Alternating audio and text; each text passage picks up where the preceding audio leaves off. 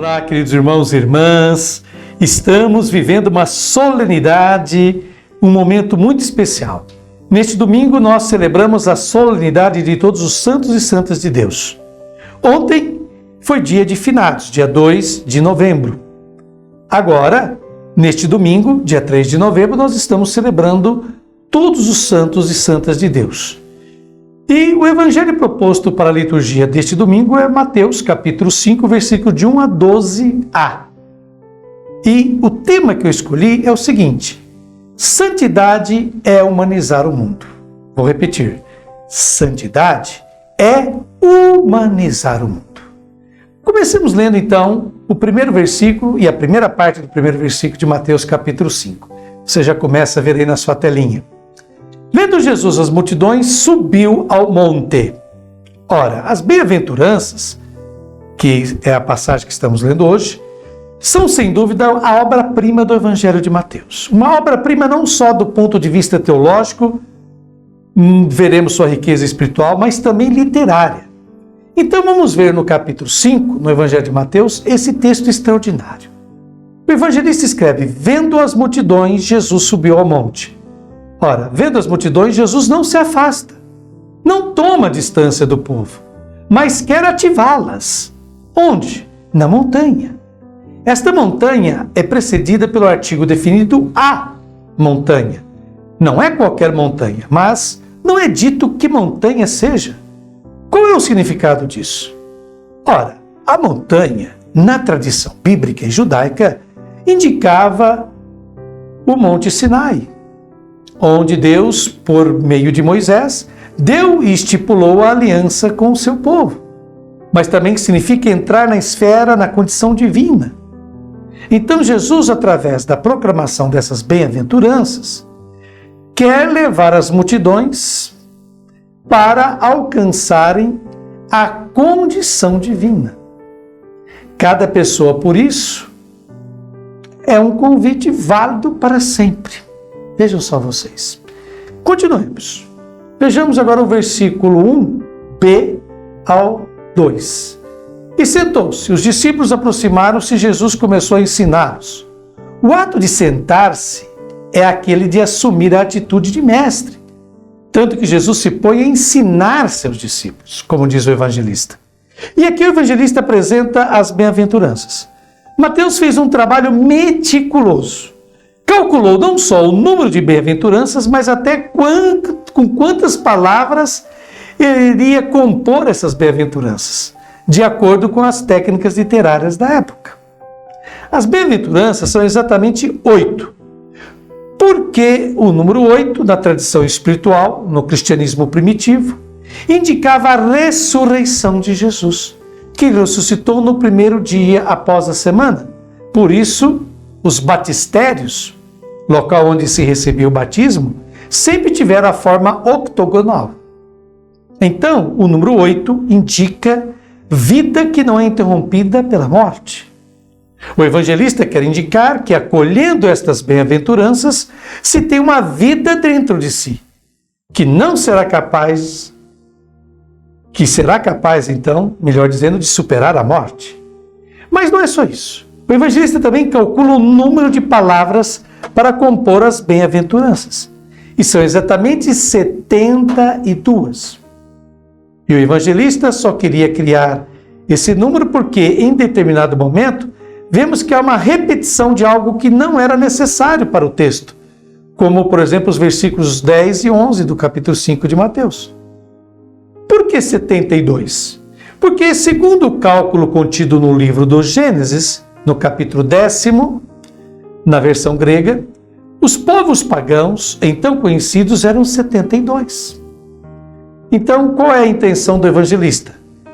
Enquanto no Monte Sinai, Moisés proclamava os mandamentos que estavam reservados somente ao povo de Israel, neste monte, que substitui o Sinai, Jesus não recebe a nova aliança de Deus, mas ele, que é Deus, proclama a nova aliança, que é válida para toda a humanidade.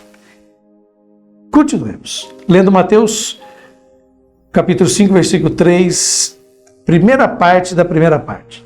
bem-aventurados. Assim começa essa primeira bem-aventurança, e é a mais importante de todas, porque essa primeira bem-aventurança é a chave para a existência de todas as outras 7. E Jesus começa por proclamar: bem-aventurados. Qual é o significado desta expressão? Trata-se de uma felicidade tão grande que foi considerada inatingível nesta terra.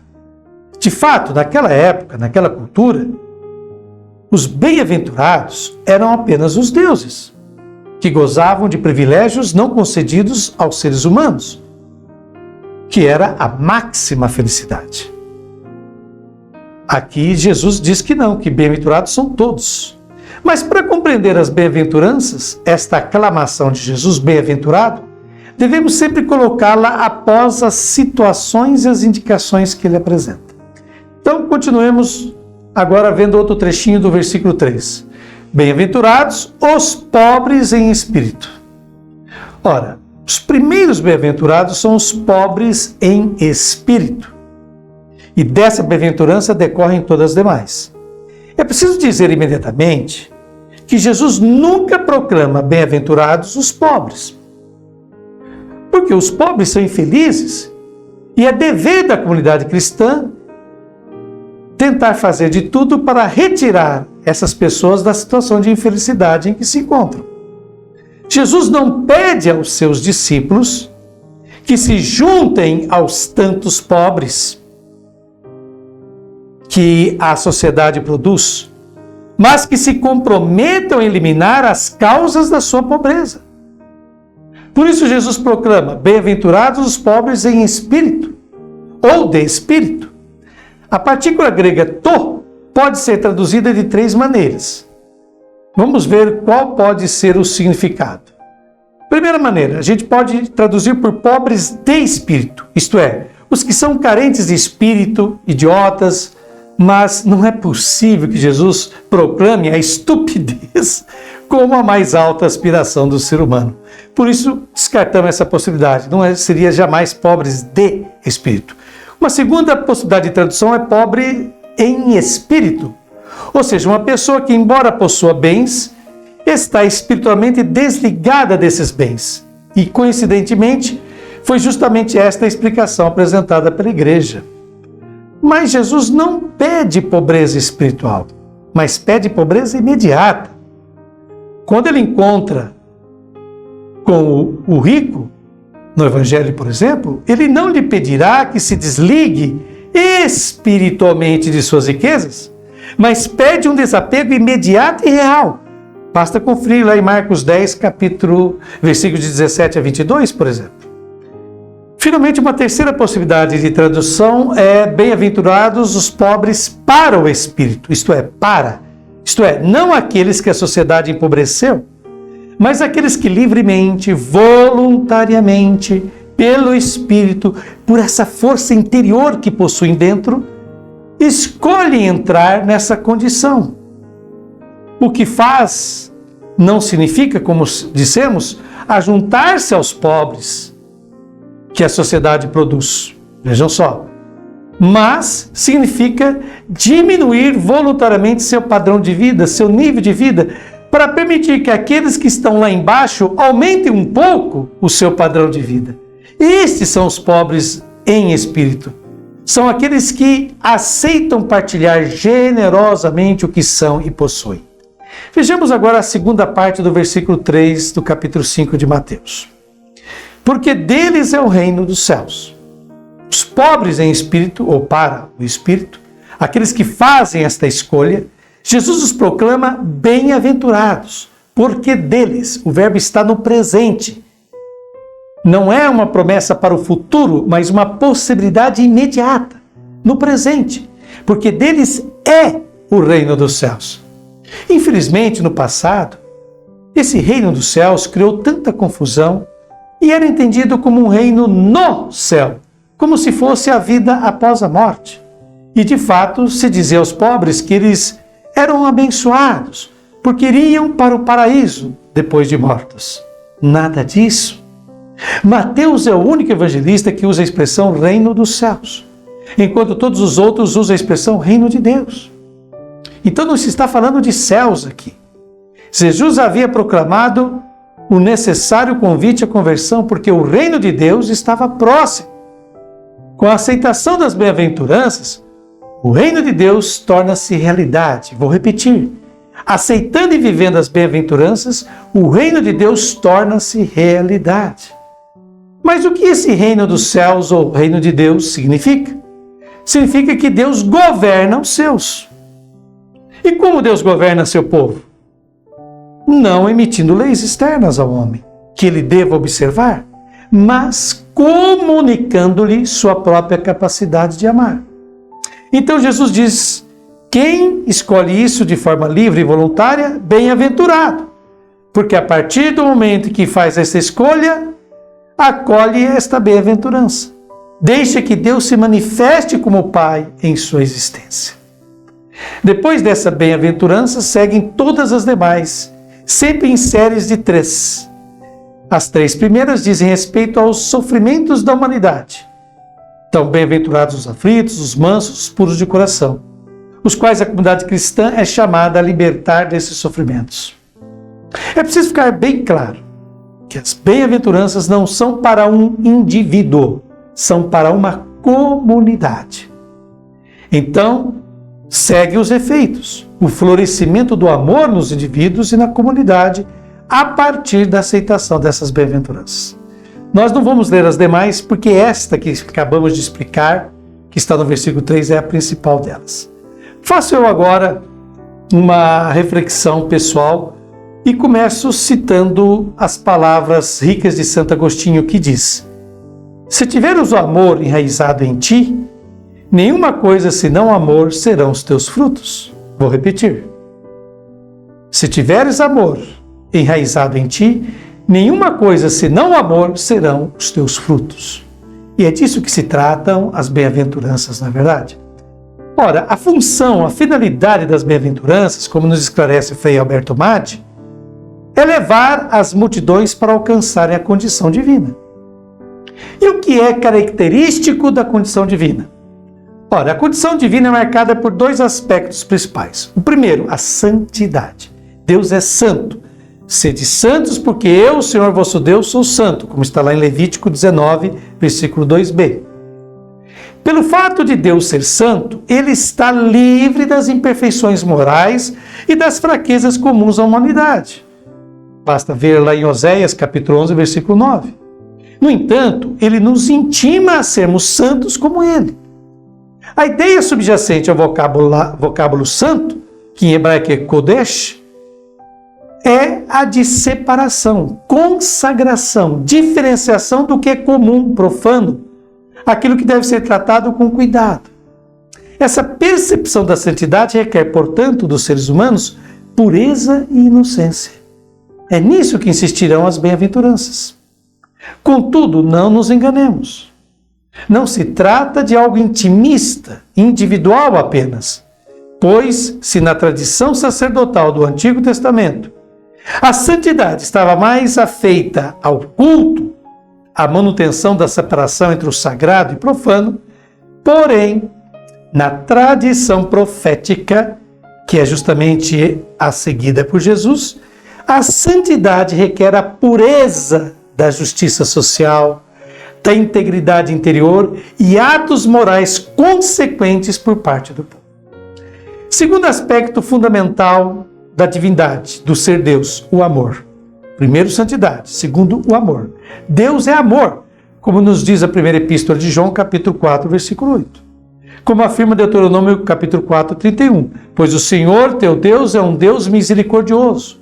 Ele não te abandonará, nem te destruirá, nem se esquecerá da aliança que jurou a teus pais. Em seguida, Deuteronômio desfila os feitos, as ações pelas quais Deus manifestou seu amor pelo seu povo. Basta ler em Deuteronômio capítulo 4, versículos de 32 a 38. Pois o amor de Deus é concreto, se traduz em vida, liberdade, justiça e felicidade. O reino de Deus, como frisou Frei Maggi, é um reino de amor. Deus comunica ao ser humano sua capacidade de amar. Essa é a melhor lei, a melhor instrução que Deus pode conceder, os seres humanos, amar.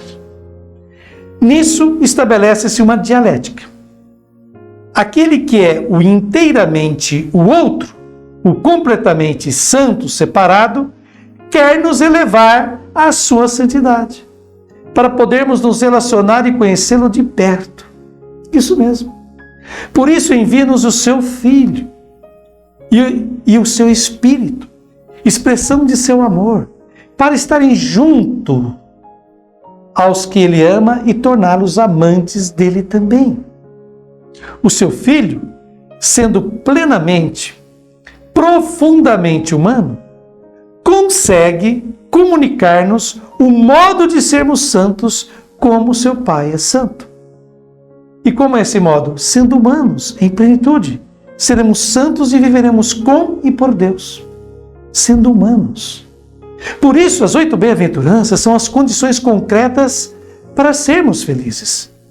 Desfrutarmos de uma felicidade que não é deste mundo, mas o transcende, o ultrapassa. Por isso não se esgota em nossa vida terrena.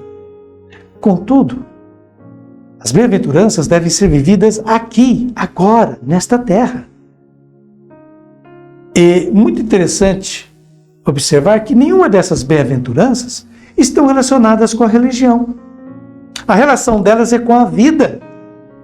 O que fazermos, o que vivermos, o que sermos para que a vida nesta terra seja mais humana, mais suportável, mais leve, enfim, mais feliz. José Maria Castillo, teólogo espanhol, diz bem, abre aspas, o humano é o cume da vida, é a forma de vida mais rica, mais criativa, mais produtiva. Fecha aspas. Agora concluamos a nossa meditação do Santo Evangelho com a oração final, que você já começa a ver aí também na sua tela. Reze comigo. Senhor Jesus, Tu nos mostras o caminho das bem-aventuranças para alcançar aquela felicidade que é plenitude de vida e, portanto, santidade. Todos somos chamados à santidade, mas o tesouro para os santos é somente Deus. A Tua palavra, ó Senhor, chama de santos todos aqueles que no batismo foram escolhidos pelo Teu amor de Pai, para serem conformados a Cristo. Faz, ó Senhor, que por Tua graça saibamos realizar esta conformidade a Cristo Jesus. Agradecemos-te, Senhor, pelos Teus santos que colocaste em nossos caminhos como manifestação do Teu amor. Pedimos-te perdão se desfiguramos em nós o Teu rosto e renegamos a nossa vocação de sermos santos. Deus abençoe a cada um de vocês, concedendo-lhes um maravilhoso final de semana. E até o próximo sábado, se Deus quiser.